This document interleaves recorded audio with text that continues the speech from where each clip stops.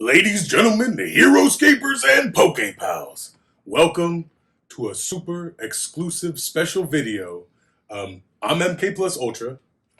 This is Alex, and we are the Heroscape Battle Brothers. We are back, and so is Heroscape.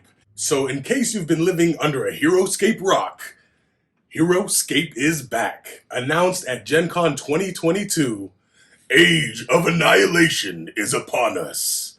So Heroscape coming back is great news, but I also want to share with you guys some other great news. My daughter Sonrisa Marie Oliveira was born.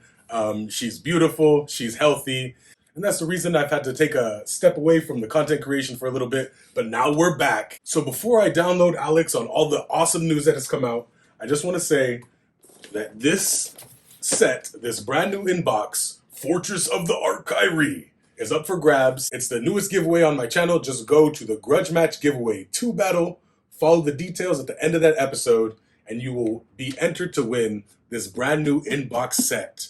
It's an international giveaway. Just follow the steps like I said, and you can win it.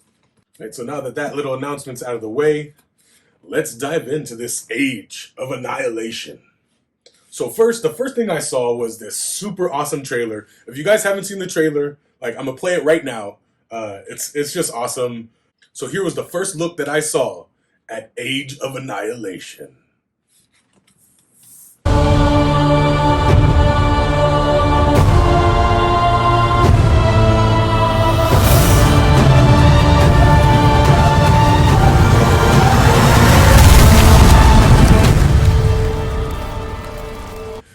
So, needless to say, I was super hyped after seeing that trailer, as I'm sure the whole Heroscape community was. Heroscape is coming back, and in a big way.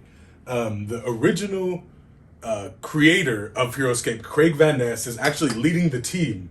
He's leading a team of dedicated Heroscapers and marketers, and but he's at the helm. He's the one leading this charge to bring it back. But it's been confirmed that they are in the process of finishing creating that first master set for Age of Annihilation. And he's at the helm, so that's actually really great news. Yeah. Some more great news is Heroscapers from within the community that were working on the CV3 customs, he grabbed a handful of them and they're in the project with him too.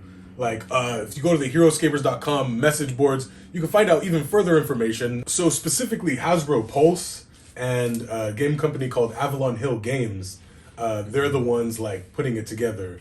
And I think Hasbro Pulse, correct me if I'm wrong down in the comments, but they're more like a direct consumer as opposed to being on the shelves and stuff. So Hasbro Pulse does other stuff, they revamped this game called Hero Quest and other games too as well, but they're behind this idea. This ideas happened before. So it's really cool that, the Heroscape got its shot, and it could come back and be just as bigger, but if anything, this just continues what we've been, playing and what you guys have been playing for 10, 15 plus years, literally, and waiting for 12 years for something new to come out. And we've only been waiting, a year and a half, 2 years, but you guys have been patiently waiting, and the CV3, they weren't even waiting. They were creating their new own play-tested customs, and that's why a few of them got picked up too. That's crazy news. It's the community, and they said that in one of their newsletters, that it was the community that really revamped Heroscape. It was, also a business decision, obviously, but the community and the fact that we're such a strong, tight-knit community was the fact that they're bringing it back too. So at Gen Con 2022, Avalon Hill had their own booth, and they had a display of the new Heroscape set, and the pictures were actually pretty sick. Here's actually a look at the pictures.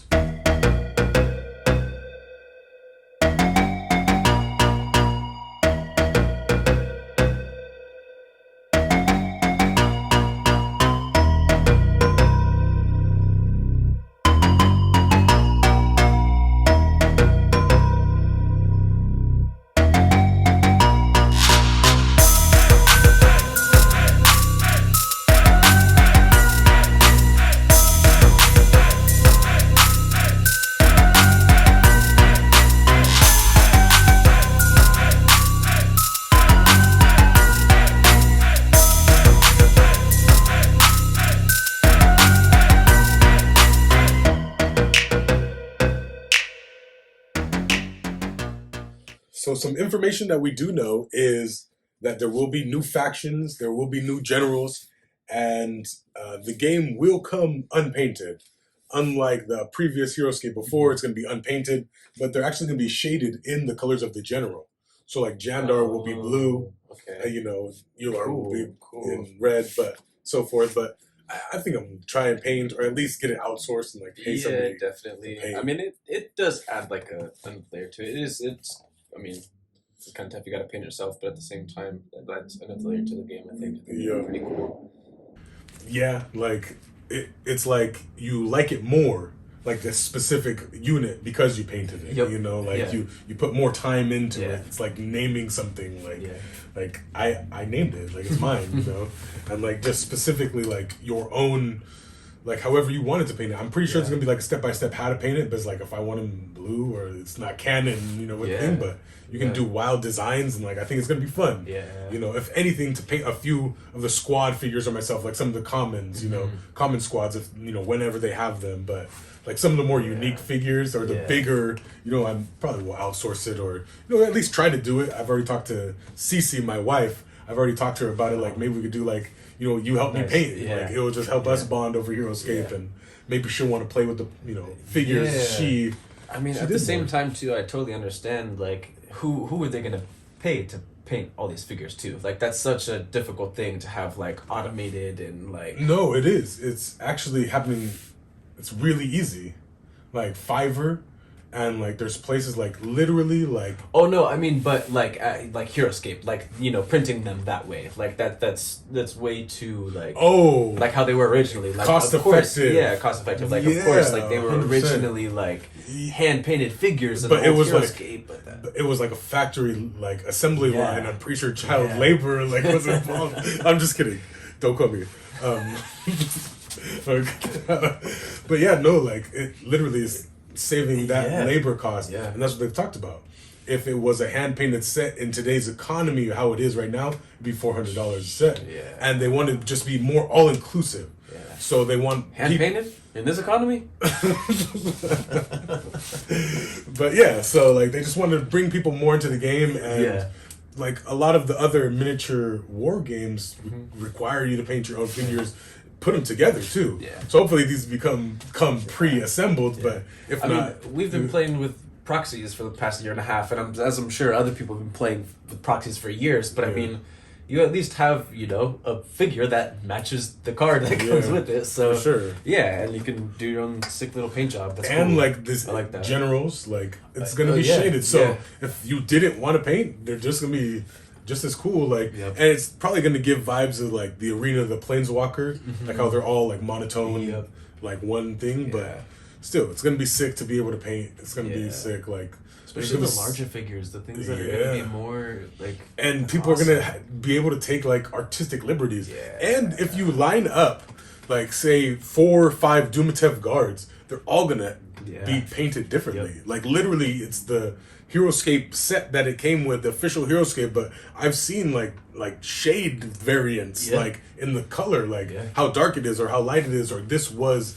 painted a certain way. Like if you line up, if you have 6 unique, even actually squads. So if you have like multiple commons, look at them, they're like painted differently. They were hand painted too, but like in this economy, how are you gonna do that? Like where are you gonna get that labor from? So they're putting the labor on us, and I'd honestly, my personal, like, I'd rather have them pre-painted, but I understand that that's not feasible. So, more Heroscape. At the end of the day, it's more Heroscape, like literally.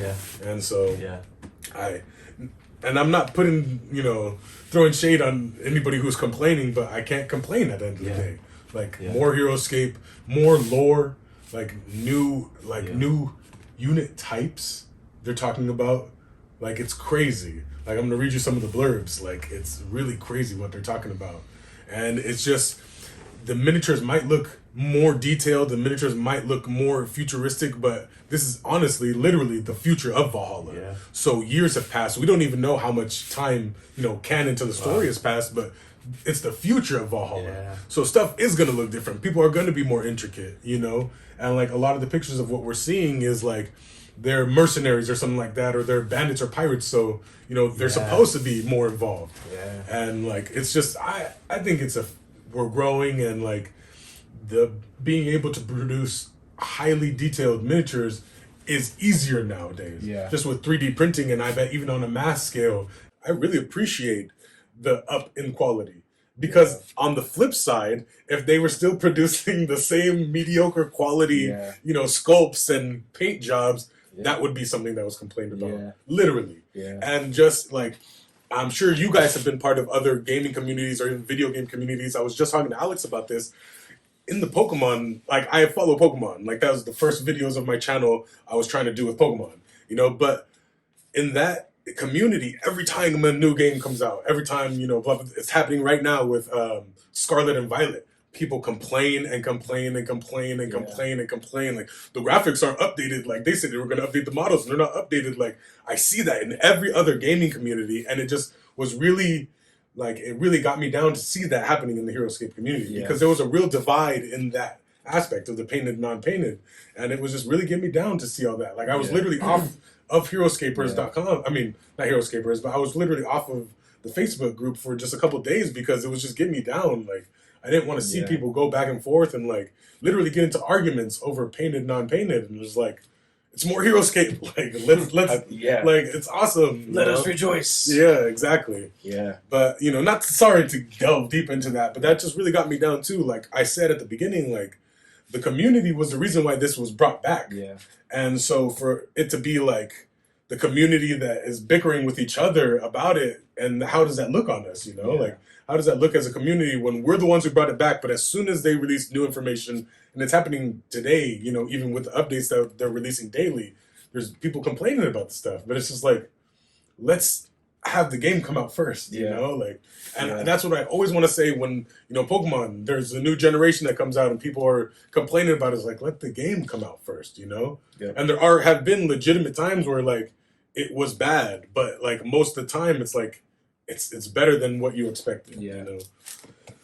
Sorry to hark on that point, but it was really getting me down that day.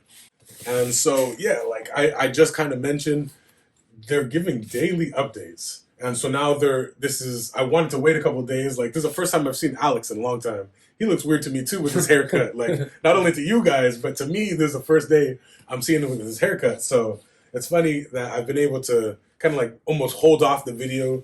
So what there are like, the designer's notes. Like, they're, like, boards. So, like, you know, like, storyboards on like a movie. They're like the storyboards for the game. They've been releasing them daily with little blurbs on the Avalon Hill Discord. And it's been really cool to see the updates daily. And as soon as it's out, it gets posted to Facebook. So everybody who's not on the Discord has a chance to see it. I'm actually posting, like, as soon as I get it, I'm posting it on my Instagram, MK_plus_ultra. That's my Instagram. I'm posting daily, these daily updates that we're getting about Age of Annihilation, the new era of Heroscape. I'm posting them on my Instagram. So go check it out. Go follow me. I won't be posting a video about it every day, but for sure me and Alex will talk about it when we get into the battles and stuff. Any new updates, I'll update him, or he'll be, you know, he's going to join the Discord too. So the link to join the Discord, I'll actually put it down below too. So go ahead and check it out. Join the Discord, get in the conversation. Maybe that will just be like a tiny video every Saturday, you know, and then the battles will be every Sunday or something like that. But yeah, that's definitely going to be happening. We're definitely going to keep you updated. But if you want daily updates, MK_plus_ultra. That's my IG handle. Go follow me there. So let's actually get into a couple of developers, the designers' notes.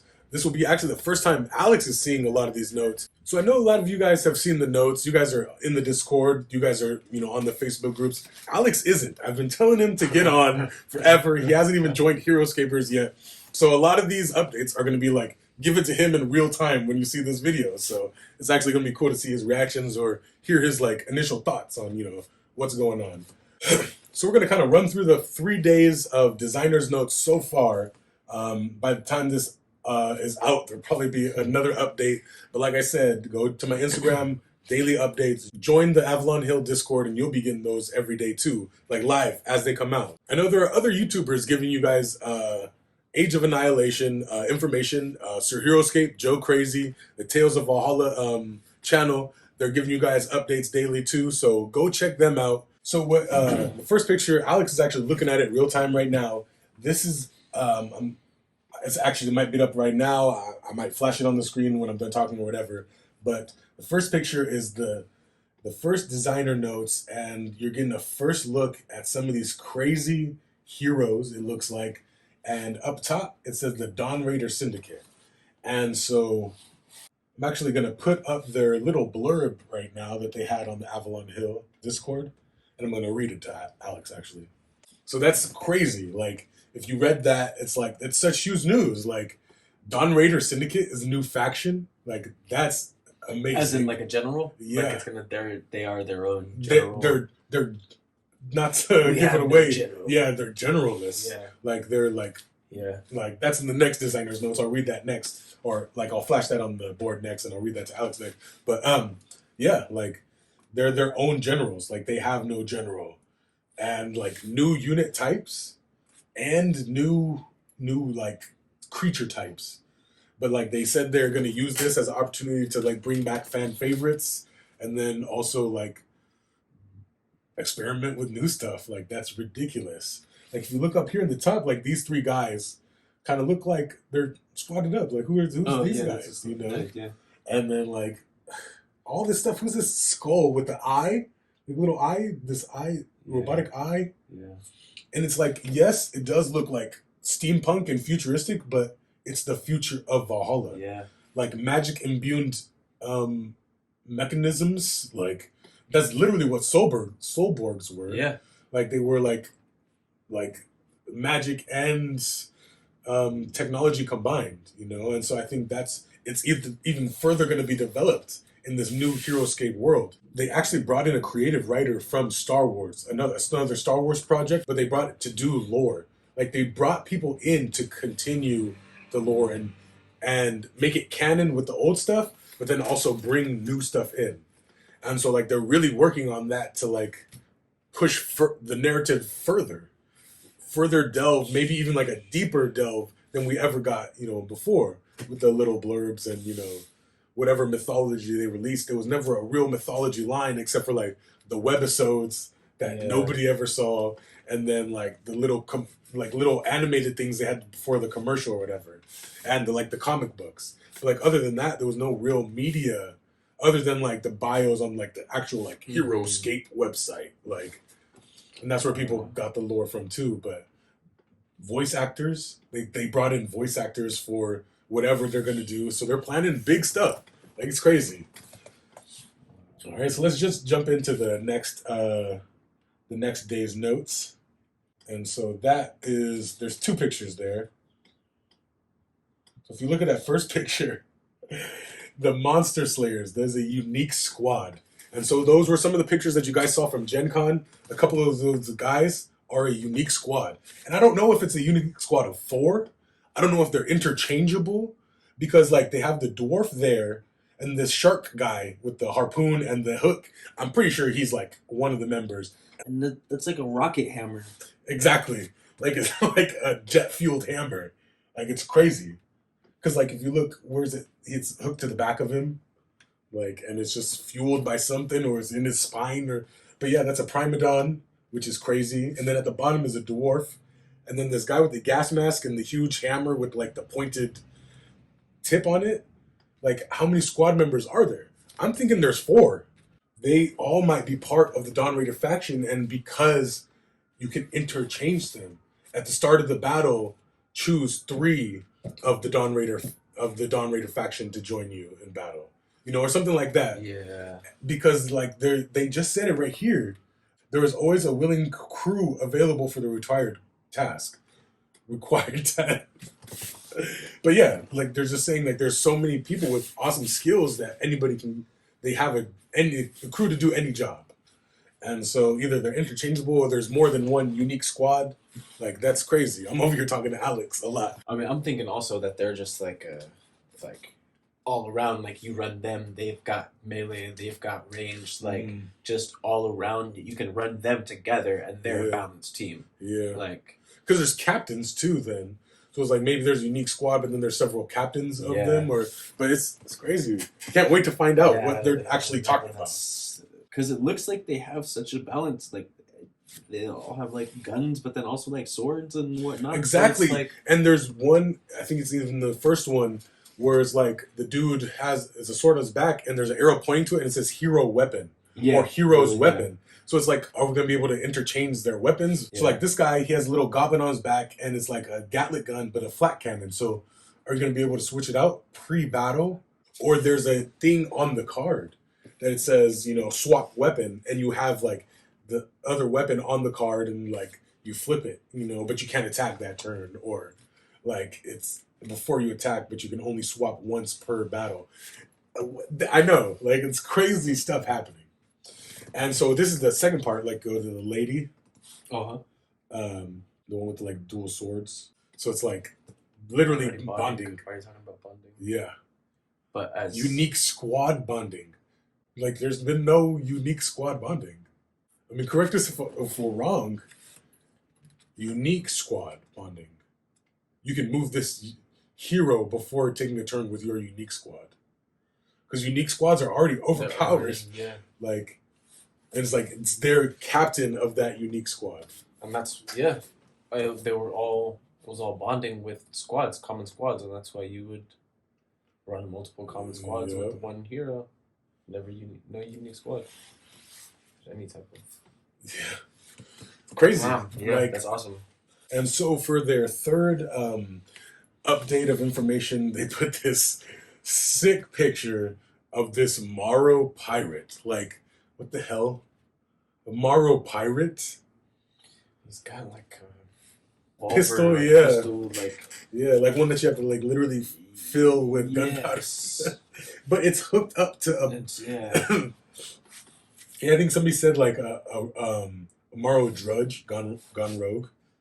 Like that's definitely and that's exactly like what I was thinking as well. It's like if I mean not like mingling, but like if there's two races that are fighting, of course like they're gonna like start exchanging weapons and stuff. They're soldiers and knights and all this crazy stuff, and they're fighting against goblins and stuff. Like of course they're good, like weapons that fall on the battlefield. Yeah, know what I'm saying? Like, that's actually a really good point. It's like after thousands of years fighting these aliens who brought their alien tech, how many of those Knights of Weston picked up a blaster and was like, let me start blasting? He's like, I'm tired of the swords, and that's what's happening. This Morrow warrior, or this Morrow whatever, he kind of does look like a drudge just because he has all this stuff on him. But still, it's like all this cross-contamination, really. That's what's going to happen. Thousands of years of fighting, we don't know how much of time has passed, but Age of Annihilation sounds like a whole new age. Yeah. So we're talking years here. I mean, if anything, 12 years. And also, that's why it already sounds so crazy. It already sounds post-apocalyptic, Age of Annihilation. Exactly. There already are, marauders and, factionless mercenaries. Who would have thought we'd see the day? Let's see a Morrow pirate 12 years later. And that's what's awesome, because this is the first. It's going to be the first pack in 12 years. Yeah. But just how much just they have free reign to do. Yeah. Like so bring much. in other stuff and expand on this. And people were worried about like non-historical people. I mean, historical people. Yeah. Like not just sci-fi and these brand new aliens and stuff they've already brought up, but like, Marcus and Sir Gilbert and Brave Arrow, and just like historically accurate figures, that they brought back, or brought but that's actually leads into the second picture. If you look there, so the Pirate Queen Bonnie, she's like a real person. Oh. Yeah. So like she herself has a backstory. Yeah. Yeah. Like a real backstory in real life. She's from Earth. She's a human. And that's what people were saying, like, Wow. people were complaining before it even came out. And that's the figure you see. Actually, she is the figure you see. Yeah. The The blue. green. Oh, She's blue. Yeah. Yeah, that's awesome that they're doing that at the same time. I literally got chills thinking about like how they're gonna coexist. Yeah. Like, because they're gonna bring some stuff or some new stuff that literally directly will make an unused squad better. Yeah. Like, I'm hoping that's what happens, because that's what CV3 did, and there's so many customs, and people are speculating, you know, maybe they might even give some of their figures a shot, you know, and that would be sick. If they've already got And been play tested, and like, there's literally people's that's been their favorite for years. Like, oh yeah, my favorite CV3 custom is this, blah blah blah, and they've been playing that same CV3 custom for 5-6 years. It's just an opportunity for Heroscape to grow like even bigger. Yeah. Like even bigger than it was before. And like that's crazy, because I don't know how many times within the past few months I've heard, man, if Heroscape came out now, like with all these people like who like miniature gaming and like tabletop gaming, if it came out now, it would do so good. It's like, well, here's the chance. Like, make it happen. Yeah. Like, let's make it happen. Yeah. Kind of reset the scene a little bit. Now we're gonna shift gears from talking about AOA to talking about ScapeCon 2. Unfortunately, Alex couldn't make it. He really wanted to go, but we weren't able to make it happen. So he actually pretty much like sponsored me and helped me get there too, with a generous donation. So it was awesome. Thank you, Alex. I just wanted to thank you. It was an awesome experience. I wish you were there. Everybody was asking about you. It was really cool. Like I was telling people this story. I landed about 1:30 in the morning. I got the shuttle, and so I got to the hotel about like 2:30 in the morning. I go up to the front desk, and like I tell them, you know, oh, what room I'm in, blah blah blah blah blah. And when I'm done with the person at the front desk, like this dude, like he was standing there, and he's like, I could kind of tell he was like looking at me the whole time, not the whole time, but like he was just like looking at me like the whole time I was there. I could kind of sense like he was like kind of like trying to not figure me out, but I was like, you know.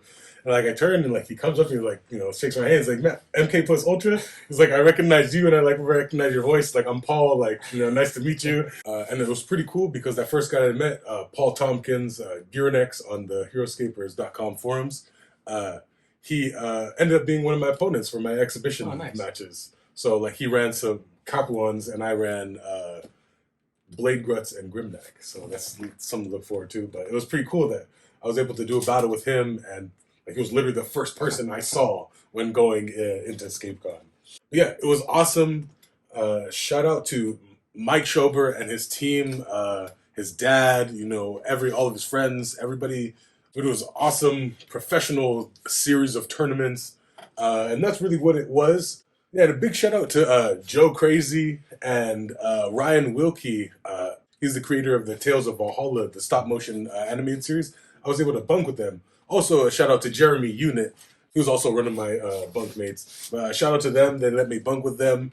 It was really cool meeting the other content creators like Joe Crazy and the Tales of Valhalla, Ryan Wilkie. Like that. He actually asked me to do a couple voiceovers. It was finally cool to meet him in person because I've had actually a couple like conference video calls with him, like just talking about Tales of Valhalla and like what he would like me to do. And we ended up but filming some voice lines. Oh, nice. Like recording some voice lines for Tales of Valhalla. The ones that I like hadn't been able to send him yet. So like it was really cool, like being able to bunk with them, and like that was actually because Alex wasn't able to make it. Like we were gonna bunk together, and he couldn't make it, so I was gonna be, you know, in a hotel all by myself, and I let Ryan know that. He's like, hey, we still got a spot in my room, like, and I was like, that literally saved me hundreds of dollars. So shout out to you, Ryan, like, thank you so much, and shout out to Jeremy and Joe for just letting me bunk with you guys. You guys are cool. Like, I'm glad like we got to know each other. Like it was fun. Like, thank you guys for making my experience that much better by having a good place to go back, you know, to, and just feel safe and feel comfortable. Like, thank you guys for sure. I was able to get a couple games in. One with Joe Crazy, and he filmed it, so hopefully he can able to put it up on his channel.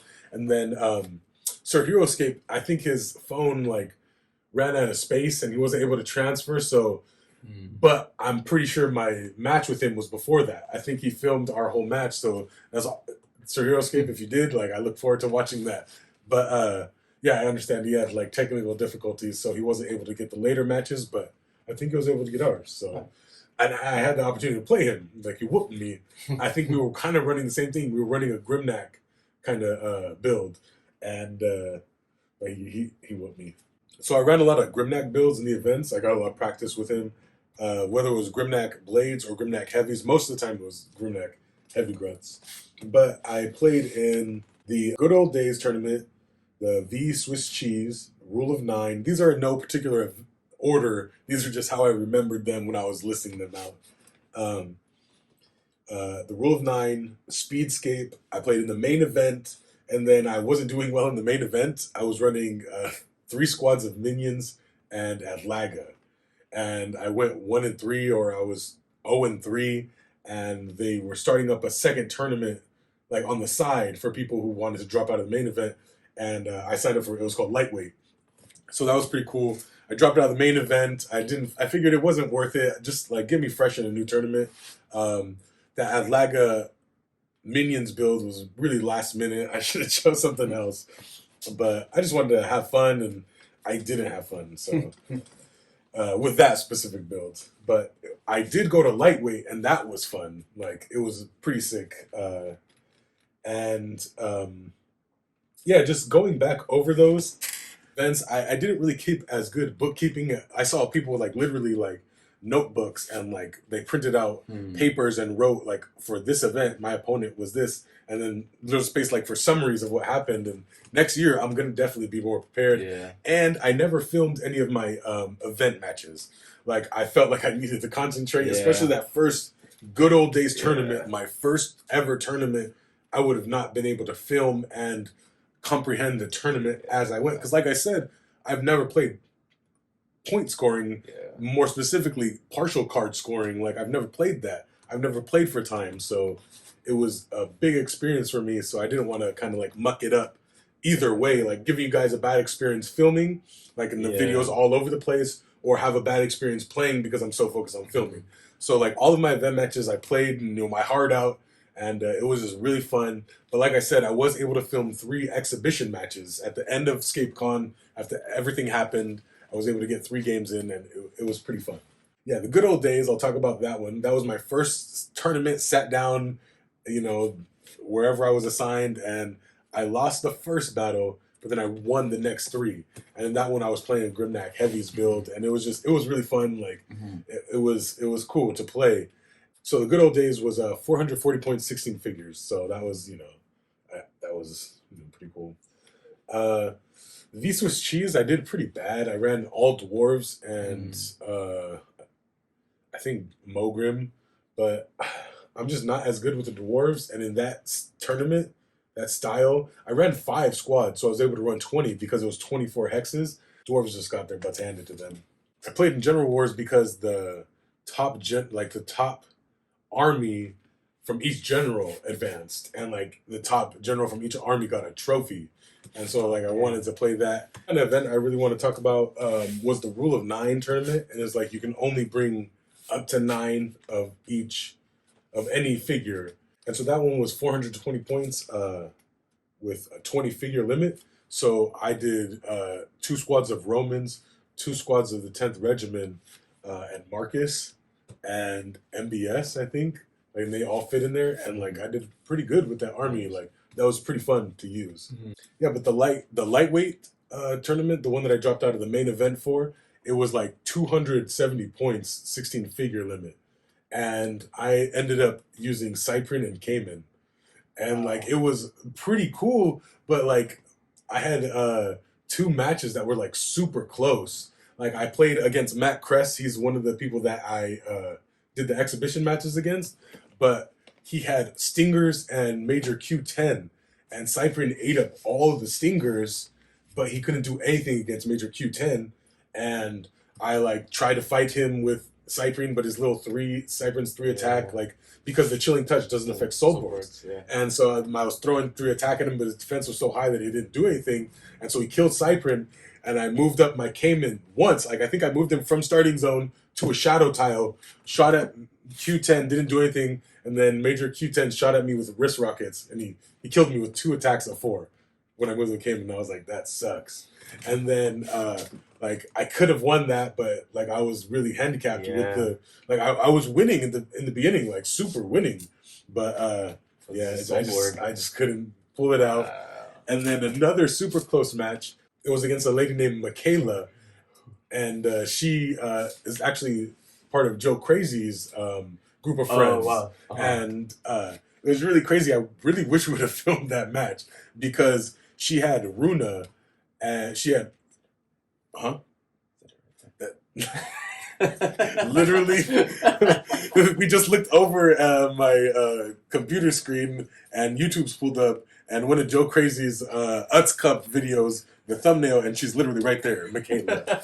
It was crazy because she was running 3 minions, Runa, who was also a Kyrie, Utgar Kyrie, and then Sonya, and I had Cyprian, so it was hella funny. Like they were like going against each other, and then obviously I had Cayman, and so like I went and my Cyprian, he put in work. He killed the minions by himself with a chilling touch, but they were like knocking on him, and he like got down to low health. But because he ate them all up, he was back to literally like one wound. Yeah. And so I'm pretty sure like I moved up Cyprian, and on her first turn with Runa, she moved her up, and she has this ability called Helm of Mitten Soul. Sorry, it's called Helm of Mitten Soul, to where if you roll a 20, like the figure dies.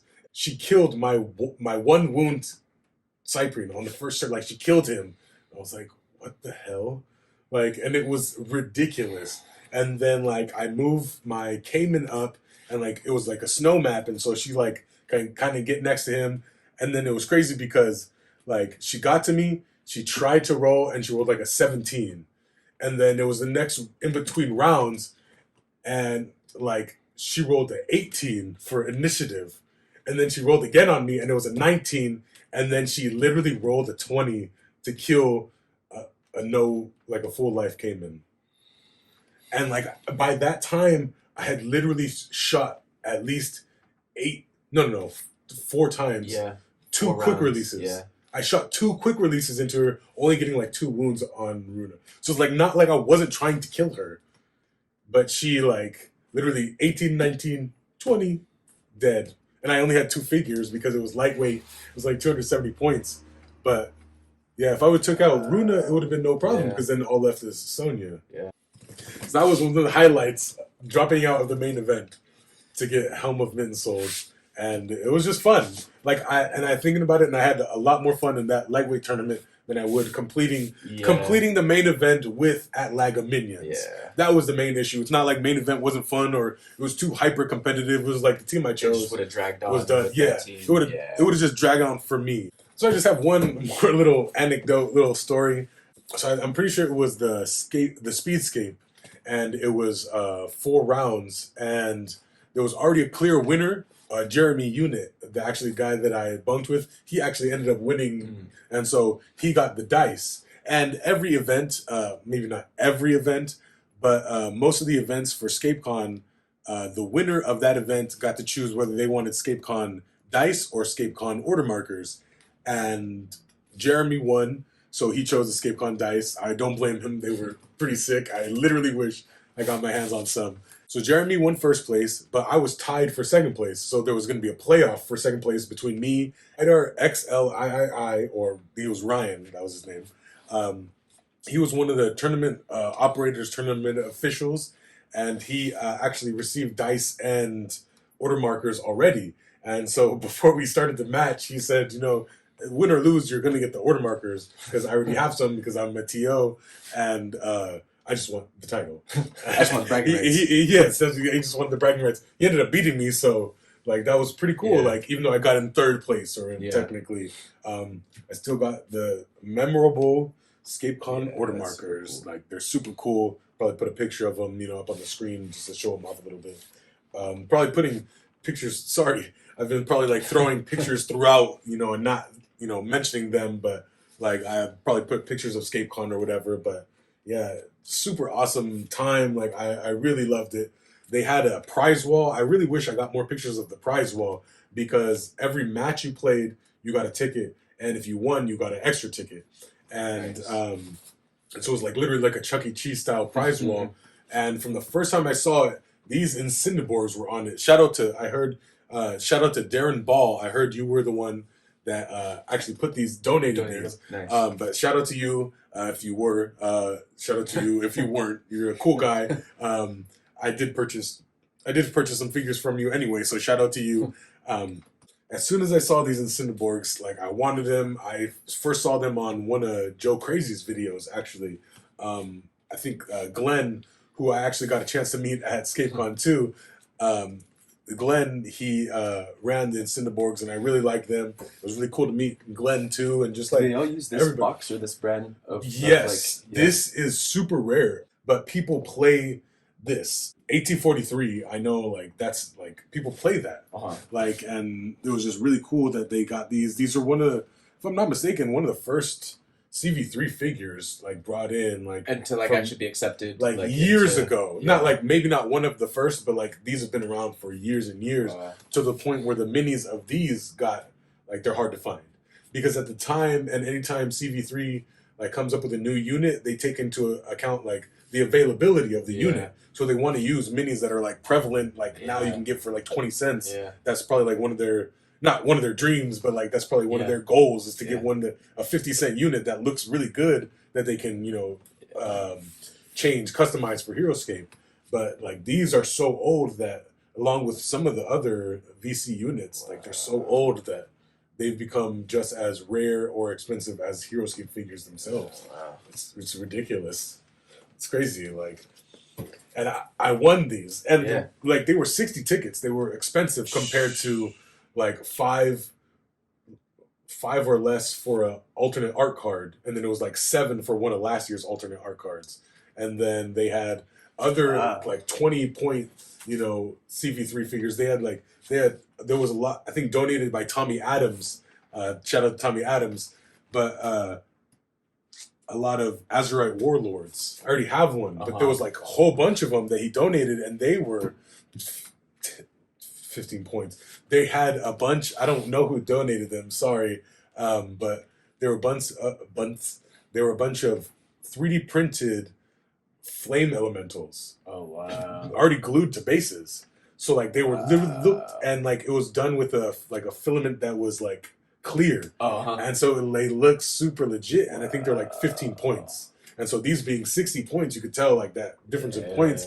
And so like I had all my points saved up from all of my battles, and I was like 20 short or whatever, maybe 20 something less, 20 something more. I don't know, but thanks to donations from Matt Kress and. His name is Ginger Kid on the forums, but I don't remember his name. But thanks to them, I was able to, thanks to them donating tickets, nice. I was able to get these. Shout out to Matt Kress. Thank you for donating the tickets to help me to get this. Thank you. Just talking about the prize wall, there were alternate art cards there too that weren't given out as like the door prizes, but just as door prizes, and then just for the early sign-up bonus, you got alternate art cards, and like I'll put a video of that up right now. Sorry, it's probably in portrait, not like a landscape, so the video is probably gonna look bad, but.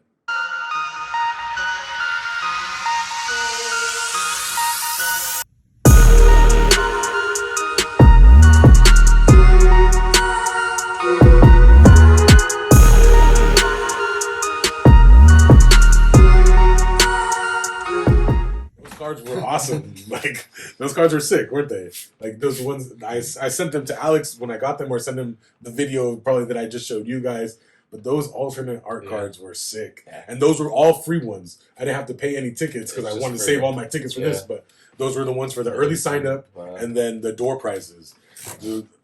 But unfortunately, I lost my Knights of Weston one.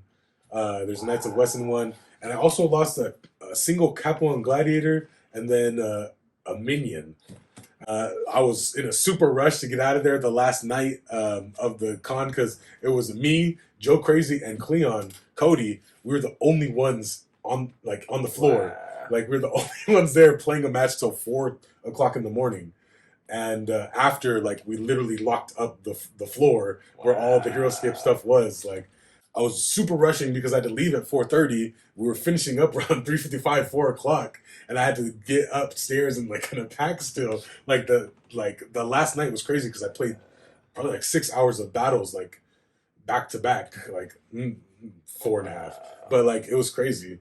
And so like I had to pack up my stuff real quick, so I forgot stuff obviously. But Joe Crazy luckily has my minion, but I don't know what happened to my Cop One. So if you went to ScapeCon, you know what happened to my Cop One. It's kind of the one that resembles Crixus with a round shield. If not, I'll just sub Ready Arius into the Gladiators if we ever run Gladiators again. Like I'll just put his sculpt in there. This is the extra Cap One. But yeah, it was still fun. Like it was my mistake, but those alternate art cards. Back to those alternate art cards. Those were sick. I really loved those. And so there were other games to play too, besides Heroscape. After the events, the last event couldn't have gone past 9:30. Maybe when it got more serious, like the General Wars, like they were later into the night. But past 10 o'clock, it was like free gaming, like until the last person or whoever was, supposed to lock up the hall whenever they were, ready to go to bed. There was so many games to play. I only ended up playing one other game besides Heroscape. I just love Heroscape, and I wanted to spend that time playing more Heroscape. Yeah, of course. But with somebody other than me. Exactly. Anyway, Zombie Side, it was Sir Heroscapes. He brought it. And every night after the battles and stuff were over, he would play a game of Zombicide. So like the first night, I kind of like scoped him out and like watched it. Like it looked pretty sick. And like the second night, or the second time I had a chance to play, I played and like it was fun. Like we lost. It was this big queen zombie dragon that like killed us, and like the dragon like spawned more zombies. Like when it spewed, like if there wasn't a person to attack, it would like spew zombies. Like it was crazy. That game was crazy, and like hundreds of miniatures too. But it was fun. It was like super fun. And the third night I was able to play. I wanted to film battles instead. So like I did, say I was gonna play, but I ended up literally playing battles all the way through theirs, and they ended up winning their campaign. And then they were wrapping up, and I was still playing battles. But thank you. Shout out to Sir Heroscape. Shout out to Austin. Like you guys are awesome. It was really fun playing with you guys, and if we ever get a chance to play some more Zombie Side, I'm so down. All right, so here's the last little thing about ScapeCon. I did, like I said, I didn't film any of my event matches, but I did film 3 exhibition matches, and so over the next couple weeks, next 3 weeks, I'll be releasing these videos. But yeah, any other questions about ScapeCon, shoot them down in the comments below. I know this was a lot. This was a lot of me talking. But this was really a catching up episode too for me and Alex, because we've been apart for maybe like 2 months. Yeah. Like we haven't come together and done anything for a minute. So yeah, it was a real download for him too. Thank you for staying through all this information. It's a lot of me talking at him. But talking about Age of Annihilation, that's jeez. Like it's gonna be awesome. Oh yeah, I'll give you I hope I gave you a closer look at these guys. A reminder, this giveaway is still going. Brand new inbox, Fortress of the Archive Grudge Match Giveaway 2. Get them details on that episode. All right, we're going to close it out by kind of like giving you guys an introduction to the 4th season of battles that we're going to be doing. In a few weeks, after all the ScapeCon battles have aired, Alex and I are going to be running a gauntlet. We're going to create an army, and then we're going to run it up against 3 different armies in 3 different battles. All right, so when we're running the gauntlet, I'm going to make an army, and Alex is going to make 3 armies. And I'm going to run my army against all 3 of his, and then we're going to switch up, and we're going to do the reverse. Alex is going to make an army, I'm going to create 3, and he's going to run his army up against all 3 of mine. And what we want to do is we're just trying to get more practice with a specific army. That's the one that we want to play 3 battles with, and then also some practice with, a different kind of armies. And so it'll be fun to create the 3 armies when it's our turn. So it's going to be a fun series. More details when it comes closer to the time for that to be coming out. Like I said, it's going to be a couple weeks from now because we have some ScapeCon battles coming out. But yeah, it's good times. Look forward to Season 4. Like I said, the giveaway is still going. It's international. It'll probably be going a while now that Age of Annihilation has, been announced. I wasn't expecting this news months ago when I started this. So, but I will be updating you guys on when the deadline will be. But for now, it's open. So please enter. All right, that's pretty much all I have to say. I know that was a lot. Thank you for sitting by. It was a massive update, massive download of my life. Alex is getting updated, but yeah, anything to add? No, just excited for Age of Annihilation, man. That's, like you said, speechless, dude. Don't even know what to say about that. But we're excited. For sure. And just to jump off of that, I want to remind you guys, for all of your Age of Annihilation information, you can go to my Instagram, MK_plus_ultra. That's my Instagram. Go there. All of your Age of Annihilation updates will be there. I will post daily. Whenever I get the Avalon Hill Discord download, I'll download you guys. So me and Alex will be talking about the updates as they come, weekly, whatever. But daily, I will be updating my Instagram. So get all your information there. Also join the Avalon Hill Discord. Then you can get your information, directly. Alex will be joining Discord too, so that we can just come and talk about the information. Join the Heroscapers Facebook group. I'm there posting, every now and then. And join Heroscapers.com. Like, it's a great resource. It's a great community. But yeah, if Alex doesn't have anything else to say, all I can say is, what we do in life echoes in eternity.